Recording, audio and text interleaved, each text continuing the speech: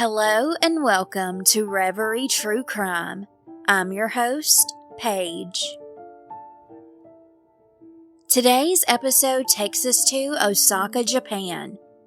Osaka is the second largest metro area behind Tokyo and is the money-making machine of the Kansai region. Abduction was not very high on the list of crimes committed in Japan in the early 1980s. In 1983, there were 27 cases of kidnapping in Japan. In 1984, one of those rare abductions happened to a wealthy executive, but that was only the beginning. A lot of Japan's citizens were terrified of more, quote-unquote, European-style corporate abductions happening. But what did unfold over the next year and a half was completely unexpected. Let's get into it. Ezaki-Glico Company was founded in 1922 by Mr. Riichi Ezaki, and Osaka's department store Mitsukashi was the first to sell Glico caramel on its shelves on February 11, 1922. Glico is short for glycogen, which Mr. Ezaki extracted from oysters in 1919 to put into his caramel treats that he began making. So, why exactly did he do that? Well, years earlier, after one of his sons died, Mr. Ezaki, who had a medicine business at the time, was at the Ariake Sea in his hometown in Saga Prefecture. While at the seashore, he noticed all the children in the fishing village were healthy, happy, and active. He also watched as fishermen tossed oyster broth onto the bank of the Ariake Sea. This reminded him of an article he read about high quantities of glycogen being in oysters. Mr. Ezaki wondered if the broth contained glycogen, and after sending samples of it to Kyushu University for testing, the results showed that there was in fact glycogen in the broth. He believed due to the glycogen from all the oysters the children ate is what kept them so healthy. Mr. Ezaki wanted to make a candy that would be nutritious and delicious to keep children healthy. At that time, caramel was growing in popularity. After a few years, Glico caramels were selling quicker than the Ezaki-Glico Company could make them. Since demand for these caramels skyrocketed, factories had to be built outside of Japan as well to keep up. By the time the Second World War was over in 1945, all the Glico facilities were in ruins, completely demolished. Of this devastation, Mr. Ezaki said, quote, "The war destroyed all else. The remaining asset is Glico itself." Eventually, the facilities in Osaka and Tokyo were rebuilt and everyone's favorite candies were back on the shelves by 1951, along with some new products as well. At the end of the 1950s, other types of Glico companies were created as well, such as Ezaki-Glico Foods and Glico Dairy.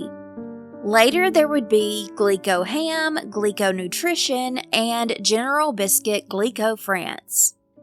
To celebrate the company's 50th anniversary in 1972, Glico Museum was revealed to the public and opened its doors. There were 4,000 toys that had been included over the years in Glico caramel boxes, along with items that were featured as Mr. Ezaki's reference materials. In 2008, the Glico Museum was approved by the Ministry of Economy in 2008 as a modernized industrial heritage. The city of Osaka registered the museum as a landscape resource in 2017. This was an extremely quick little overview of Glico, but you can learn even more on their website at glico.com and other links in the show notes. All of that to say, Glico has always been a very prominent establishment in its birthplace of Osaka. Mr. Riichi Ezaki passed away at 97 years old in 1980 of respiratory failure, and his grandson Katsuhisa Ezaki became the president of Glico in 1982. In March of 1984, 42-year-old Katsuhisa Ezaki had only been president of the Glico companies for 2 years when he and his family's lives were turned upside down. Katsuhisa and his family were settling in for the night at their home in Nashiomiya, Hyogo Prefecture on March 18, 1984. Katsuhisa had just gotten home from a long day of work and went upstairs to take a relaxing soak in the bathtub. Around 9 that night, suddenly, 2 men who were wearing white ski masks made of gauze and black jumpers, one carrying a pistol and the other an air gun, forced entry into the Ezaki family's home. Unbeknownst to the family, moments before these 2 men bounded into their home, they had just departed from the home next door where they had also broken in. The next-door neighbor was actually Katsuhisa's 70-year-old mother, Yoshi. The men told her to hand over the key to her son's house. After they were inside of the Ezaki family's home, the men grappled with 35-year-old Mikieko, Katsuhisu's wife, as well as their 8-year-old daughter, Mariko. They bound their hands behind their backs and shoved them into a bathroom, locking the door behind them.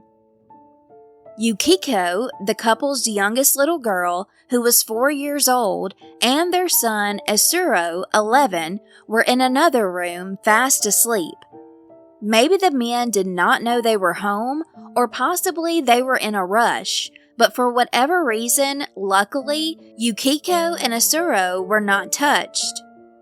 The men were on a mission to find the Glico executive, and they found him in the midst of taking a bath. Pulling Katsuhisa swiftly and forcefully out of the bath, giving him no time to put on a stitch of clothing, they began shuffling him out of the house. Katsuhisa tried to yell for help, but he didn't realize that his wife and eldest daughter were tied up and helpless. Even if they had not been, the men had severed the phone lines, leaving no way for any of the family to call for help. The culprits put a coat and ski hat on Katsuhisa and rushed him into their getaway car, where another masked person was waiting in the driver's seat. The perpetrators put a bag over Katsuhisa's head and sped away to an isolated warehouse in Ibaraki, Osaka, to hold the Glico president hostage. Around 12 a.m., the abductors instructed a director of Ezaki-Glico to go to a particular phone booth where they had left a ransom note. In order for anyone to see Katsuhisa alive again, the unknown men demanded 1 billion yen, which in 1984 was $4.5 million in US dollars, and a bar of gold weighing 100 kilograms, or 220 pounds, which was worth almost $2 million back then. All of this was to be given to them, and they wrote that the police could not be informed. At the time, that was one of the largest amounts anyone had ever demanded for ransom in Japan. Over 300 police officers and more than 40 police cars were scurrying the major highways of Osaka to set up roadblock checkpoints, and were searching high and low for the candy tycoon. Because the police were scared the gunman would kill Katsuhisa, they ordered all news outlets to not mention the incident. They demanded an information blackout. Day 3, March 21st. The abductors still did not have their demands met, but, fortunately, Katsuhisa was left unattended in the small, dark room he was in. He took that window of opportunity to work on freeing himself from the confines of the ropes around his feet and hands. He finally got loose, kicked down a door, and made a run for it before sunrise that early morning. A barefooted Katsuisa, wearing a dark blue jogging suit the masked men gave to him and made him wear, ran to a railroad cargo terminal where he called the police and his wife. His mouth was injured from being gagged, his face was a little scratched and bruised, and the men had only fed him a few crackers and let him take a couple of sips of juice over the course of those 3 days. The mystery crew told Katsuisa they also had his 8-year-old little girl hostage as well. You can imagine his relief when he found out that was a lie. He also told authorities that he believed the weapons the men had were toys. Police tried to track down the perpetrators going off of very little information. Katsuisa did not know what the men looked like, and the only thing police did have was a recorded tape of voices warning them to call off the manhunt or they would take the executive's life. Authorities did say that whoever these people were seemed to know the family's habits, their schedules, and even the layout of the Ezaki's home.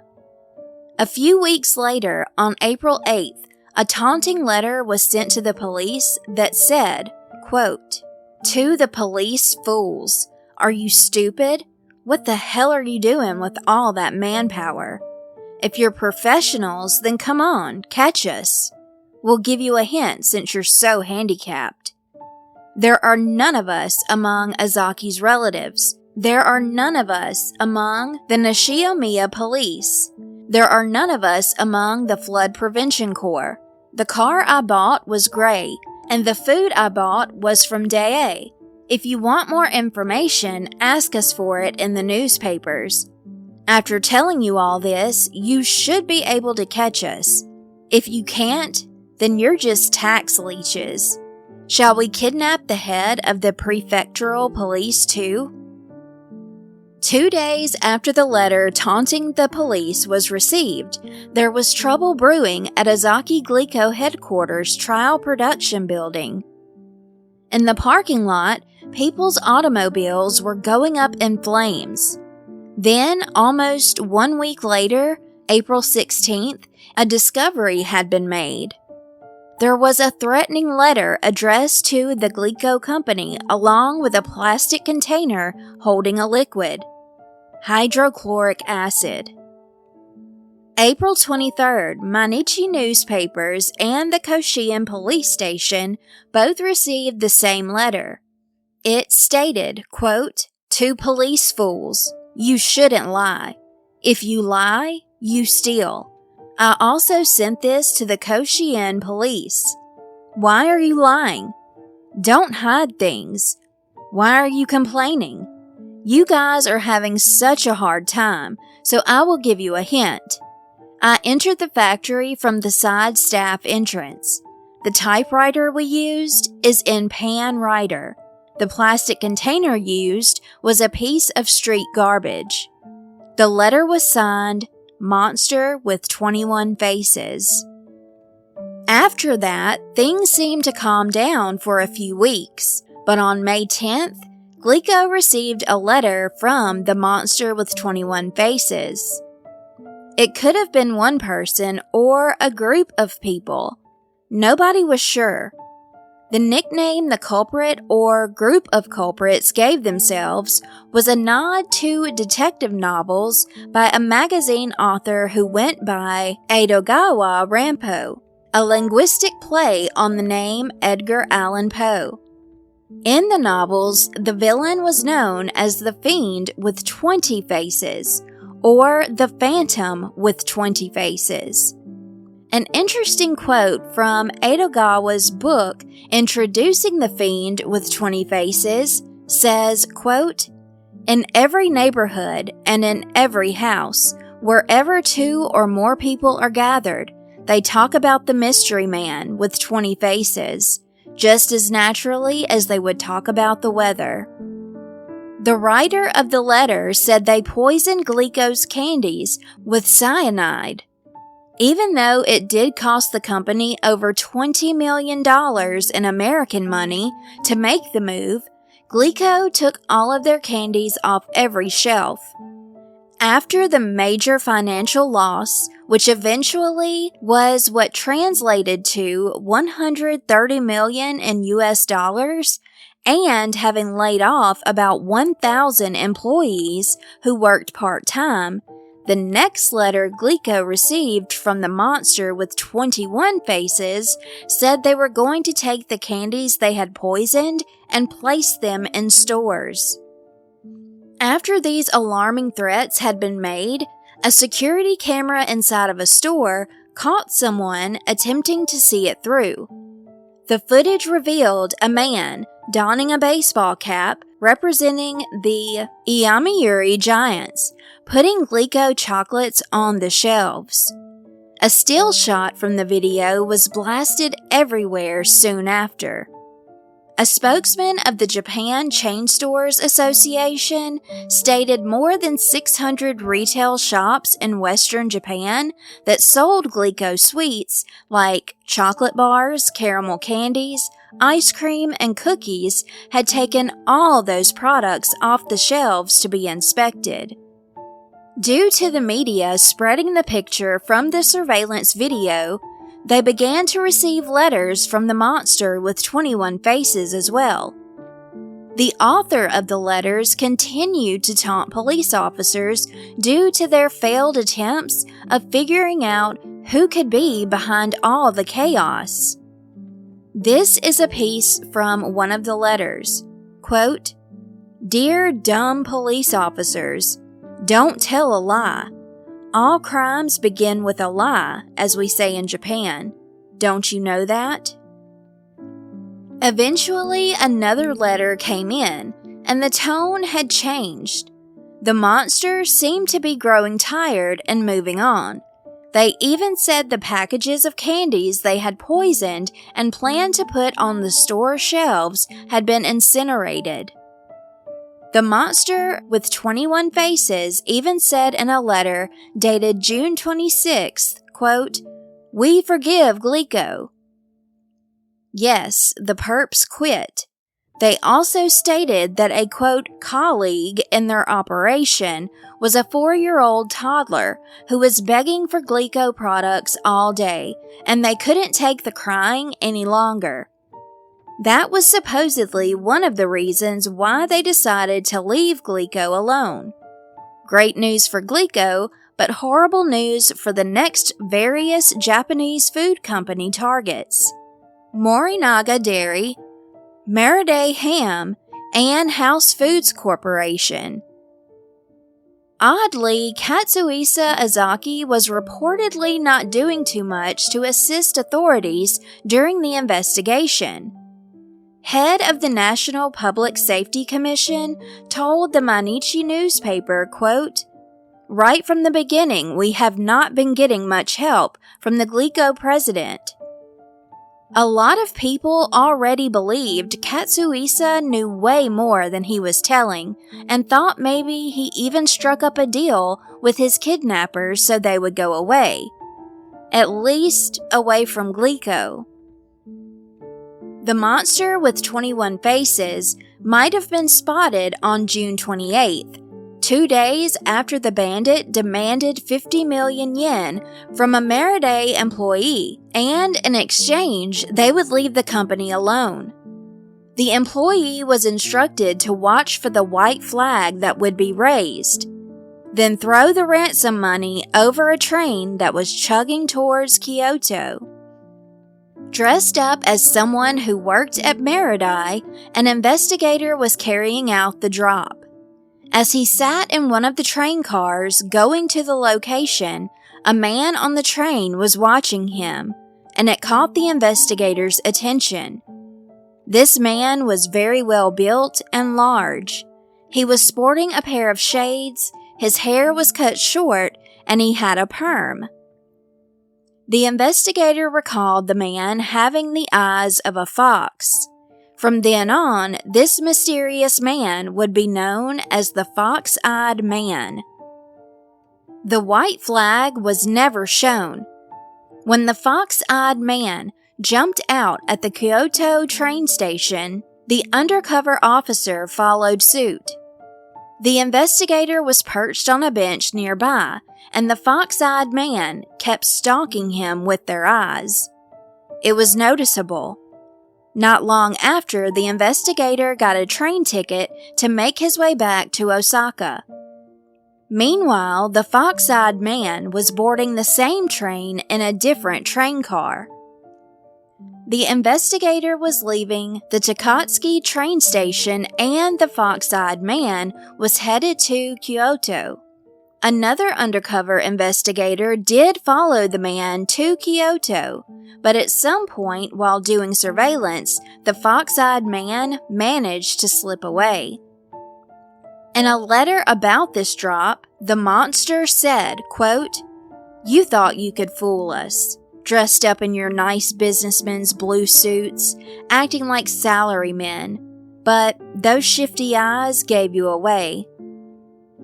Another letter addressed to, quote, "our fans throughout Japan," read, quote, "Japan has gotten terribly hot and humid, so when our work is done, we want to go to Europe, Geneva, Paris, London. We'll be in one of those places. Let's bring Pocky, the traveler's friend.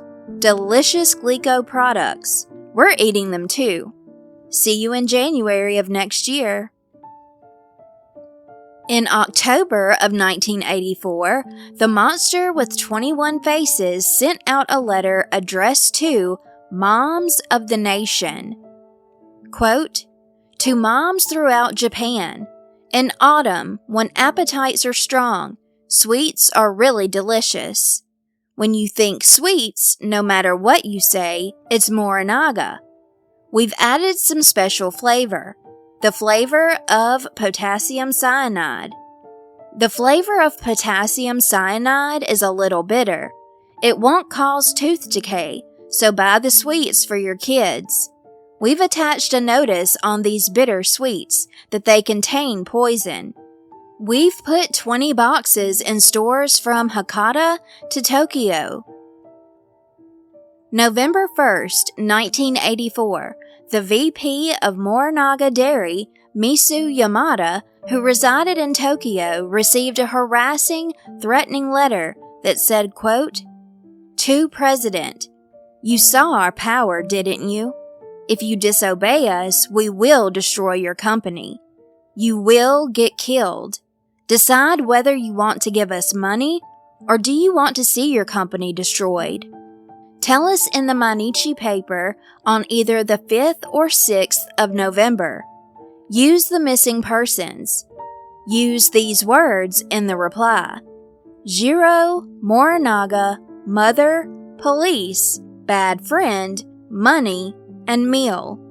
As we said before, we want 200 million yen. The monster with 21 faces."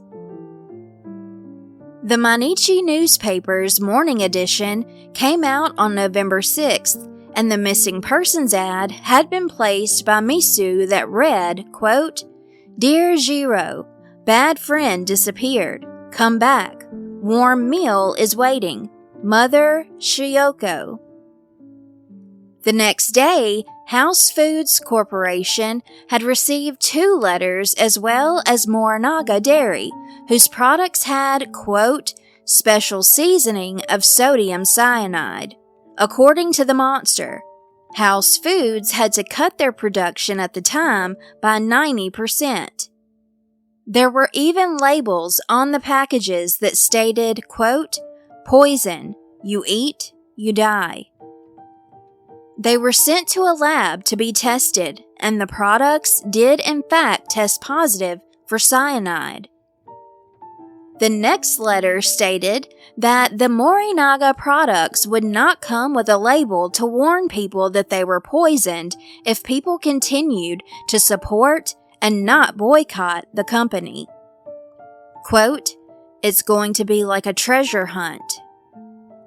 Since the monster with 21 faces usually made his moves on the weekend, 20% of Japan's police force, which was around 40,000 officers, spent their weekends at every supermarket in an attempt to keep people safe and to see if anyone would sneakily try to put contaminated products on the shelves. There was a phone call made to Morinaga that had been recorded and eventually released to the public. A woman and a child were the callers, making demands for money. Phone lines were set up specifically for people to be able to call and listen to this recording whenever they wanted to. The next extortion attempt by the fox-eyed man for 100 million yen was made towards the House Food Corporation not long after the letter about the treasure hunt.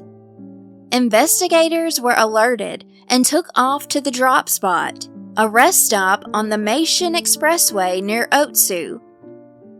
They followed the van carrying the money. The driver was supposed to put the cash in a can that had a white shred of cloth over it. The van driver spotted the white cloth on the ground, but no can was in sight. Apparently, the white cloth on the ground meant the deal was off the table. Investigators were under the impression that this was a test this mystery man wanted to conduct to see if law enforcement would get involved or who really would show up. Investigators did in fact catch a glimpse of a man who they believed to be the fox-eyed man, again wearing a golf cap and tinted dark glasses. Yet again, the fox was too sly to get caught. Even about an hour before the drop was supposed to happen, the local police in that area were keeping their eyes on a station wagon that was parked with the engine still on and the headlights off. Less than 50 meters away was a fence, and the officers recognized in hindsight what that piece of white cloth hanging from that fence was for. The police officer just thought it was suspicious at the time and didn't know a ransom drop was even happening. He drove up to the man's car and nearly blinded the man, shining his flashlight in his face. The man was skinny, his cheeks were gaunt, looked to be in his 40s, and he wore a golf cap. He pulled the cap down to hide his eyes, as well as a wireless receiver with headphones. The man seemed to be in shock and hit the gas, speeding away. Police were determined not to let him go this time. The officer hopped back in his car quickly as the fox-eyed man drove away, and even though the officer was on his tail, suddenly the man was just gone. Later, the station wagon was discovered. The driver had deserted it near the Kasutsu station, and the car had apparently been stolen recently in Nagakakyo, the capital of Japan, located in Kyoto. Inside of the station wagon was a radio transceiver which had been used to listen in on communications that officers had been having back and forth over the radio. He had been listening to officers in Osaka, Kyoto, and Kobe. There was a vacuum in the car, wire cutters, a floppy hat, but there was no evidence found linking a suspect, which is just how the monster with 21 faces said it would be. They wrote a letter saying nothing left in the vehicle would provide any evidence, and, unfortunately, they were right. In December of 1984, Fujiya was their next target after attempts to blackmail the House of Foods. A facial composite was made of the fox-eyed man and publicly released in January of 1985. After that drawing was out there for the public to see, the Tokyo Metropolitan Police were sure they identified the masked delinquent as Manabu Miyazaki. He was called Mr. M and Material Witness M. Back in 1976, it was suspected that he issued a tape of himself saying he supported a particular union that was in a labor dispute with Glico. This tape was strikingly comparable to many messages from the monster with 21 faces. Also, years earlier, during 1975 and 1976, there was not a lack of whistleblowing incidents. Most of them were said to have been done by Mr. M. During that time, there was information revealed about Glico throwing out starches and other industrial waste into a local river and drainage system. Mr. M was also believed to have something to do with a union leader resigning over accounting regularities around the time that Glico Ham and Glico Nutritional Foods integrated. The father of Mr. M was the boss of a local Yakuza group. Yakuza are members of transnational organized crime syndicates. Not only that, but a lot of people brought up the fact that Mr. M looked a lot like the Fox-Eyed Man. So many people talked and speculated about whether or not Mr. M was the Fox-Eyed Man. But that all stopped when Tokyo Metropolitan Police received and went over Mr. M's alibis, and they supposedly checked out. Mr. M was cleared. Needless to say, Mr. M had gained a bit of fame and was all the rage in the newspapers. He took advantage of the notoriety and became a social commentator, and even wrote a book about his experiences during that time of his life called Topomono. The Tokyo Metropolitan Police were of the belief that many Yakuza groups had their hands dirty in all of these cases, but especially Glico and Morinaga. Due to the Yamaichi War coming in on the heels of the blackmailing campaign, which was a war between Yamaguchi-gumi and the Ichiwa Kai, the Japanese National Public Safety Commission took it upon themselves to investigate possible suspects in politically charged extremist groups, both on the left and right. When this war broke out, a lot of members of the Yakuza went to the police, begging for their help. Some of the members left their lives of crime behind. However, if any of them were associated with anyone involved with the abduction, the poisoning of the food, or letters, none of them said a word to police as far as anyone is aware. Investigating all angles, the frustrated authorities did not find any solid evidence or leads. The haunting letters, harassment and threats from the group or individual calling themselves the monster with 21 faces, plus not being able to catch the Fox-Eyed Man, drove one man over the edge. In August of 1985, it all became too much for 59-year-old Shiga Prefecture Police Superintendent Shoji Yamamoto. He blamed himself and all police officers for letting the public down, feeling like he and others failed at their job because they just could not capture the mysterious monster or monsters. He felt defeated because he was the one who called the shots in November of 1984 when the driver of the station wagon got away from the officers he gave the orders to. He felt responsible and gave citizens an apology on behalf of his officers. The public made their opinions loudly known. They were fed up with whoever was behind all the terroristic threats and actions. They held police accountable, asking many to step down or to be removed from their positions for not finding the culprits yet, and it had been well over a year. All of this weighed heavily on the police superintendent.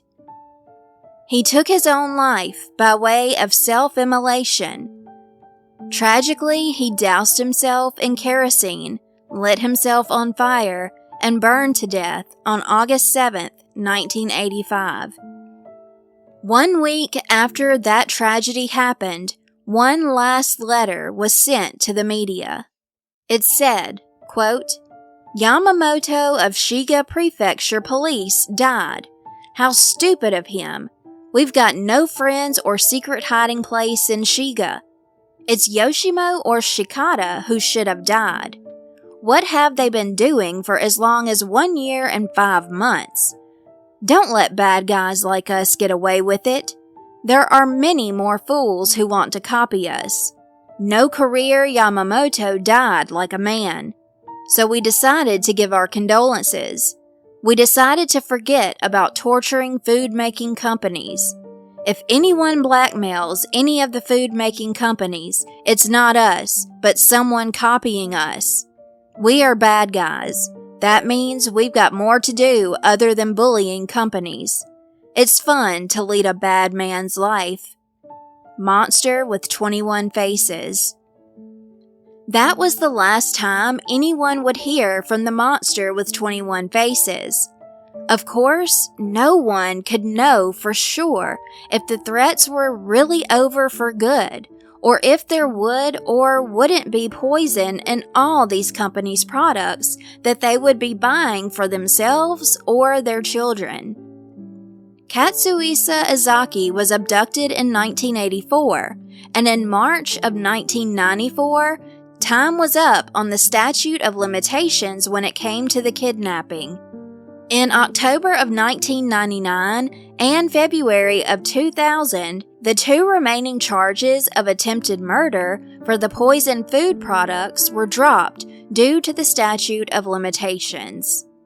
The Japanese Times reported on February 10, 2000, quote, "Prior to Saturday's expiration of the statute of limitations on the last crime in the Glico Morinaga extortion case, the National Police Agency conceded defeat Thursday to the extortion ring. The 15-year statute of limitations on the crime runs out at midnight Saturday." NPA Chief Setsu Tanaka told reporters, quote, "It is extremely regrettable that we could not apprehend suspects. It is indispensable that we make this an important lesson for our future investigations." 4 instances of cyanide lacing of sweets found in Tokyo and Nagoya in February 1985 were the last in a series of crimes related to the Glico Morinaga case to reach the statute of limitations.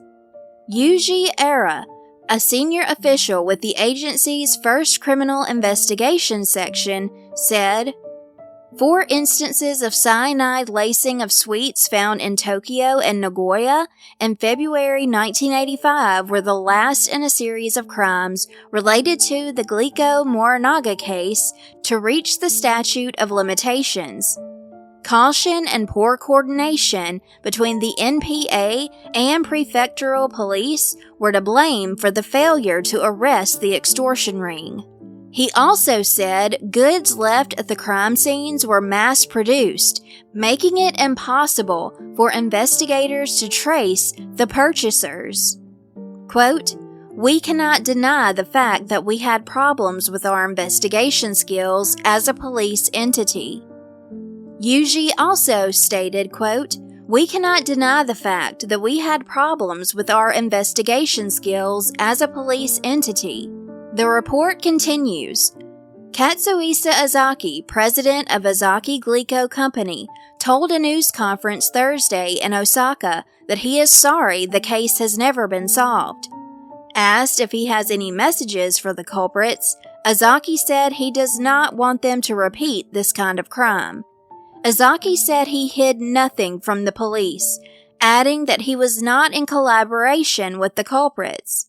Quote, "I haven't forgotten the crime entirely, but after 16 years, I hardly remember it in my daily life." Katsuhisa also said he did not believe the people responsible could be anyone with a grudge against himself or the Ezaki-Glico company, because he didn't know of anyone who felt that way. Over the course of the investigation, 125,000 people were investigated. 28,300 tips were given to the police, and it's reported that they followed up on every single one of them, desperately trying to nab this person or group. Nothing resulted from their tireless efforts. In 2014, a man who called himself Phantom Number 28 decided to shoot his shot at extorting 50 million yen from the Ezaki-Glico company and other manufacturers. The copycat was arrested. To this day, no one knows if the gauze-masked bandits were disgruntled employees, shareholders, a gang, members of the police force, or family members. Quote, "Who are we? Sometimes a policeman, sometimes a violent gang, sometimes a factory hand, sometimes a kidnapper. But our true identity is the mystery man with 21 faces." And that concludes this episode of the Metropolitan Designated Case 114, The Monster with 21 Faces. I hope you all are doing very well. As you all know, life gets crazy, but I intend to be releasing episodes at least once a week. That's my hope. If not, at least every other week. So bear with me. We will get back to our regular schedule. Thank you all so much for listening, and until next time, please stay safe and take care of yourselves and each other.